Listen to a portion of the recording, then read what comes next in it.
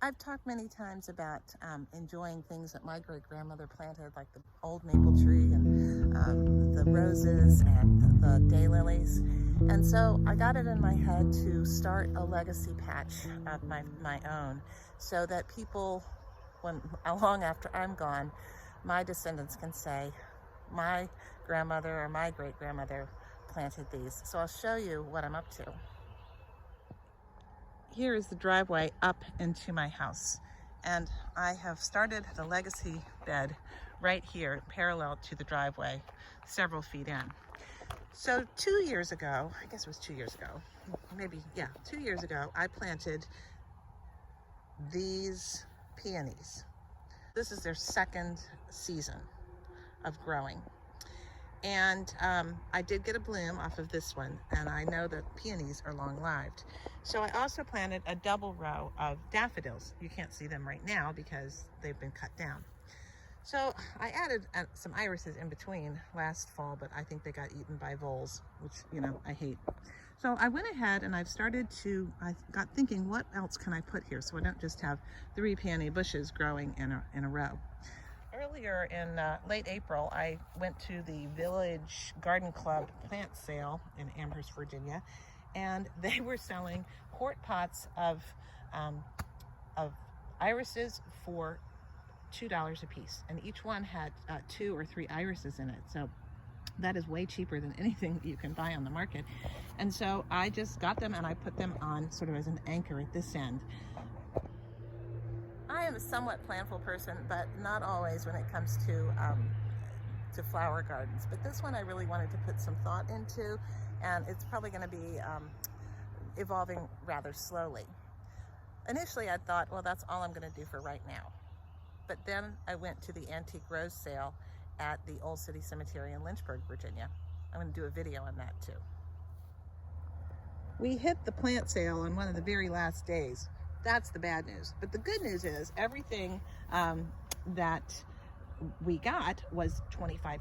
So plants that they had been selling for $75 or $40 were now $25. And I bought 3 antique roses. This one is called a Gartendirektor Ottolina, and I think that this one is a continual bloomer. You'll notice that the plants were kind of beat up, but I planted them a few days ago and already we're getting new growth. So I think they're kind of happy.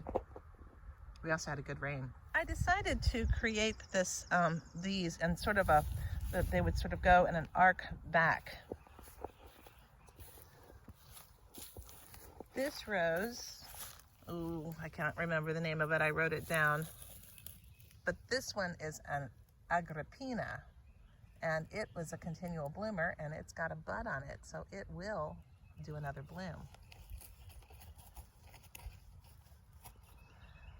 I was down at Saunders Brothers, which is a fantastic nursery. You can buy some of their plants nationally as well, but they have developed their specialist actually in boxwood. I'll have to do a video on Saunders Brothers. It's an amazing company, nursery that's just, as the crow flies, a few miles from here, about 5 or 6 miles from here. And it's a legacy farm as well, and they have fruit trees, and they ship their fruits. You'll find them in supermarkets, usually higher end ones, but they have all kinds of things. And they have developed, they're specialists in boxwoods, but they have really nice nurseries there as well. So when I was there on Memorial Day weekend, they had all of their plants on sale. And so, of course, I had to buy some. And I found this is Baptisia. And I did some reading about it. I didn't just buy them and plunk them in. Baptisia grows to be 4 to 4.5 feet tall. It will bloom probably after the peonies finish up, which will be nice. And it will develop, it doesn't spread, but it develops kind of a bushiness to it.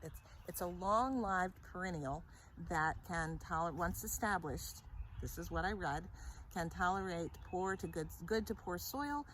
I have pretty good soil here, but it also can tolerate drought. So I thought, ooh, that's a good one for the long term, especially if I'm not around to take care of it, which I won't be one of these days, hopefully a while from now.